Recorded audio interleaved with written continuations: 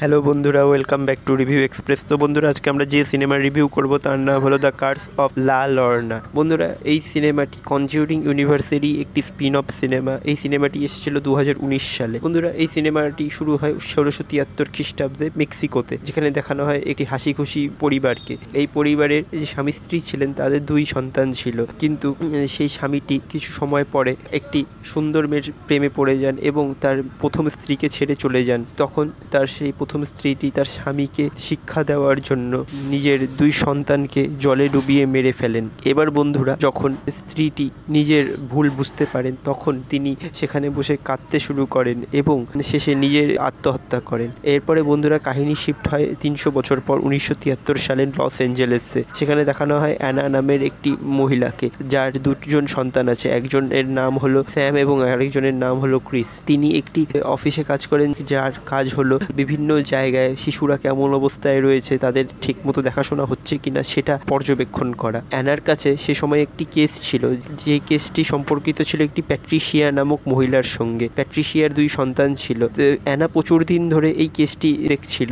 হঠাৎ করে সেখানে তাদের চিফ অ্যানাকে এই কেসটি ছেড়ে দিতে বললে অ্যানা তাকে বোঝায় যে এই কেসটি তিনি এতদিন ধরে সামলাচ্ছেন এবং তিনি অনেক ভালো বুঝেন কেসটি। তখন অনেক কথার পরে তাদের চিফ অ্যানাকে এই কেসের দায়িত্ব আবার দেন এবং হঠাৎ করে অ্যানা শুনতে পায় যে প্যাট্রিশিয়া তার 2 সন্তানকে প্রচুর দিন ধরে স্কুলে পৌঁছাচ্ছেন না। কেন সে স্কুলে তার সন্তানদেরকে পৌঁছাচ্ছেন না সেটা জানতে অ্যানা প্যাট্রিশিয়ার বাড়িতে চলে যায় একটি পুলিশের সঙ্গে। এখানে গেলে অ্যানা প্যাট্রিশিয়াকে ভীত সন্ত্রস্ত অবস্থায় দেখতে পায়। ভিতরে প্রবেশ করলে সে তার সন্তানদের খোঁজ করে, কিন্তু প্যাট্রিশিয়া তার সন্তানদের খোঁজ দেয় না, বরং সেখানে একটি দরজার সামনে অ্যানা এসে পৌঁছলে এবং তার সম্বন্ধে তদারকি করলে প্যাট্রিশিয়া তার উপর আক্রমণ চালায়। পুলিশ অফিসারটি কোনো ক্রমে অ্যানাকে সেই আক্রমণ থেকে বাঁচিয়ে নেন এবং প্যাট্রিশিয়ার গলা থেকে খুলে পড়া একটি চাবির সাহায্যে অ্যানা সেই দরজা খুললে সেখানে প্যাট্রিশিয়ার 2 সন্তানকে সে দেখতে পায়। প্যাট্রিশিয়া খুব কাকুতি মিনতি করে যে তাদেরকে এই দরজার পিছনেই বন্ধ রাখো, নয়তো সে তাদেরকে মেরে ফেলবে। এখানে প্যাট্রিশিয়া সে অর্থে তা বোঝায় না প্রথমে, কিন্তু অ্যানা তার কথা না মেনে সেই 2 সন্তানকে একটি চাইল্ড কেয়ার অ্যাসাইলামে নিয়ে যায় এবং প্যাট্রিশিয়াকে পুলিশের আওতায় দেওয়া হয়। তখন আমাদেরকে দেখানো হয় যে রাতের দিকে প্যাট্রিশিয়ার 2 সন্তানের উপরে একজন মহিলা আক্রমণ করেন এবং প্যাট্রিশিয়ার সেই 2 সন্তান মারা যায়। সেখানে এই ধরনের ঘটনা ঘটেছে তা যখন অ্যানাকে মাঝরাতে জানানো হয়, অ্যানা সেখানে এসে পৌঁছায় এবং কেসটি তদন্ত করতে থাকলে সেখানে প্যাট্রিশিয়াও এসে পৌঁছায় এবং প্যাট্রিশিয়াকে পুলিশ নিজের সঙ্গে নিয়ে যাওয়ার সময় প্যাট্রিশিয়া তাদেরকে বলে যে এই কাজটি লা লর্নার অর্থাৎ উইপিং ওম্যান। এরপর সেই কেসটি তদন্ত করতে অ্যানা তার 2 সন্তানকে নিয়ে সেখানে গিয়েছিল এবং তাদেরকে গাড়িতে বসে রেখেছিল। তাদের মধ্যে একজন ক্রিস হঠাৎ করে গাড়ির বাইরে বেরিয়ে আসে এবং সেখানে একজন মহিলাকে দেখতে পায়। মহিলাটি তার নিজেকে ক্রিসকে ডেকে পাঠায় এবং ক্রিস সেখানে পৌঁছলে হঠাৎ করে মহিলাটি উধাও হয়ে যায়। ক্রিস আবার গাড়িতে এসে বসলে সেখানে গাড়ির উপরে সেই মহিলাটি উঠে বসে এবং তাদের উপর হামলা চালায়, কিন্তু অ্যানা সঠিক সময় চলে আসায় সেই মহিলাটি সেখান থেকে উধাও হয়ে যায়, কিন্তু অ্যানা তাদের ঘটনাক্রমে তাকে দেখতে পায় না। পরের দিন সকালবেলা সেই মহিলাটি আবার অ্যানার অপর সন্তান স্যামের উপর আক্রমণ করে এবং স্যামকেও অভিশাপগ্রস্ত করে ফেলে এবং এর আগে ক্রিসকেও সে রাতের দিকে হাত দিয়ে ধরে অভিশাপগ্রস্ত করে ফেলেছিল। অর্থাৎ আমার অভিশাপগ্রস্ত কথা বলাটির মানে হলো, যখনই উইপিং ওমেন অর্থাৎ লা লর্না কাউকে নিজের হাত দিয়ে ধরে তার হাতের উপর পুড়ে যাওয়ার একটি চিহ্ন তৈরি হয়, আর সেই পুড়ে যাওয়ার চিহ্ন তৈরি হলেই সেই মানুষটি অথবা বাচ্চাটি অভিশাপগ্রস্ত হয়ে পড়ে এবং কিছুদিনের মধ্যেই তার মৃত্যু নিশ্চিত হয়ে দাঁড়ায়। এবার অ্যানা যখন রাতের দিকে ঘুমোতে থাকে তখন হঠাৎ করে ক্রিসের ঘর থেকে কিছু শব্দের আওয়াজ পায়। সেখানে সে পৌঁছলে সেই মহিলাটিকে দেখতে পায়, অর্থাৎ উইপিং ওমেনকে দেখতে পায়। অ্যানা নিজের ঘরে এসে পৌঁছালে উইপিং ওমেন অ্যানার উপর আক্রমণ চালায় এবং খনি তার 2 সন্তান সেখানে এসে পৌঁছায়। অ্যানা তখন 2 সন্তানকে নিজের ঘরে যে চকিতে পাড়িয়ে দেয় এবং সারা রাত সে জেগে থাকে। পরের দিন তিনি চার্চে যান এবং চার্চে ফাদারকে কথা খুলে জানান।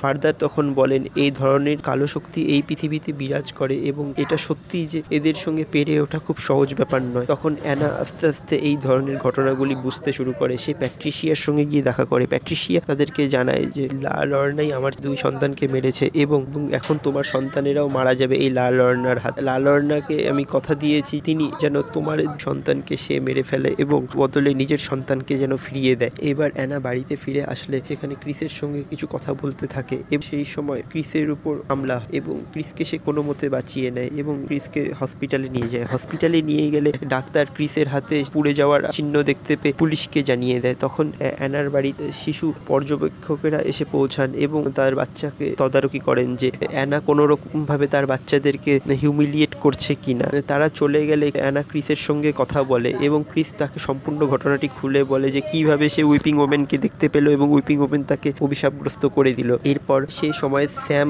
অর্থাৎ অ্যানার আরেকজন সন্তান বাথরুমে স্নান করতে থাকলে উইপিং ওমেন তাকে মেরে ফেলার চেষ্টা করেন এবং সেখানে অ্যানা পৌঁছে তাকে আবার রক্ষা করেন। এরপর অ্যানা চার্চে গিয়ে ফাদারকে সব কথা জানান এবং ফাদার বলেন যে তাকে এই কাজে কেবলমাত্র একজন হেল্প করতে পারেন এবং তার নাম হলো রাফায়েল পলভেরা। তিনি এই ধরনের জাদুবিদ্যা জানেন এবং আগেও এই ধরনের প্রচুর কাজ করেছেন। প্রথমে যখন অ্যানা রাফায়েলের কাছে এসে পৌঁছান, রাফায়েল প্রথম অবস্থায় অ্যানাকে হেল্প করতে চায় না, কিন্তু পরবর্তীতে ঠিক করে যে তাকে হেল্প করবে। সেখানে রাফায়েল অ্যানার সঙ্গে তার বাড়িতে পৌঁছায় এবং বাড়িতে পৌঁছে বিভিন্ন বিধি নিষেধের মাধ্যমে এটি বুঝার চেষ্টা করে যে বাড়িটি অভিশাপগ্রস্ত কিনা, এখানে কোনো খারাপ শক্তি রয়েছে কিনা। তখন তিনি ডিমের মাধ্যমে একটি বিধি পালন করেন এবং ডিমগুলি যখন ভাঙেন সম্পূর্ণ ডিমগুলি কালো রঙের বেরোয়। এর থেকে বোঝা যায় যে এই বাড়িতে কোনো শয়তানি শক্তি রয়েছে। এরপরে রাফায়েল সম্পূর্ণ বাড়িটি তন্ত্র মন্ত্রের মাধ্যমে বেঁধে দেন এবং অপেক্ষা করতে শুরু করেন কখন লা লর্না আসবেন। তিনি এর জন্য বাড়িতে সারাদিন থাকেন এবং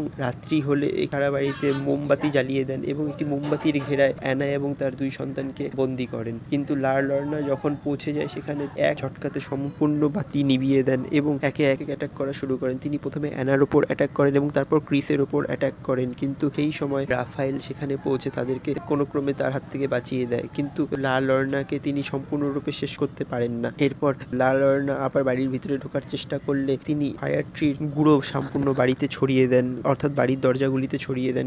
সেই কারণে উইপিং ওমেন আবার বাড়িতে প্রবেশ করতে পারেন না। এই ফায়ার ট্রিগুলোকে এই জন্য সেই উইপিং ওমেন পার করতে পারছিল না। যখন উইপিং ওমেন তার নিজের সন্তানদেরকে জলে ডুবিয়ে মেরেছিলেন তখন তার আশেপাশে কেবলমাত্র এই ফায়ার ট্রিগুলোই ছিল এবং সেই ট্রিগুলোই কেবলমাত্র উইপিং ওমেনকে তার মেরে ফেলতে দেখেছিল এবং এই কারণে উইপিং ওমেন সবসময় সেই গাছগুলিকে দেখে ভয় পেত। কিন্তু কোনো ক্রমে উইপিং ওমেন সেই বন্ধকে ভেঙে বাড়িতে প্রবেশ করে ফেলেন। অ্যানার উপর আক্রমণ করে অ্যানাকে একটি বেসমেন্টে আটকে দেন এবং তার সন্তানদের উপর আক্রমণ করতে শুরু করেন। কিন্তু লড়াই চলাকালীন অবস্থায় অ্যানা উইপিং ওমেনের গলা থেকে তার একটি নেকলেস কেড়ে নিয়ে এবং সেটিকে এবার রাফায়েল তার জাদুবিদ্যার মাধ্যমে শুদ্ধ করে সেটিকে উইপিং ওমেনের বিরুদ্ধে ব্যবহার করবেন বলে ঠিক করেন এবং শেষে সেই ফায়ার ট্রি তৈরি ক্রস দিয়ে তাকে বিদ্ধ করে তাকে সেই উইপিং ওমেনকে শেষ করে ফেলেন এবং অ্যানা এবং তার সন্তানদেরকে রাফায়েল এইভাবে উইপিং ওমেনের অভিশাপ থেকে রক্ষা করেন। বন্ধুরা, এই কাহিনীটি এত অবধি ছিল।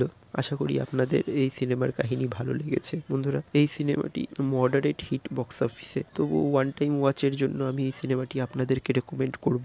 যদি ভিডিওটি আপনাদের ভালো লাগে তো অবশ্যই ভিডিওটিকে লাইক করবেন, চ্যানেলটিকে সাবস্ক্রাইব করবেন। দেখা হচ্ছে নেক্সট ভিডিওতে।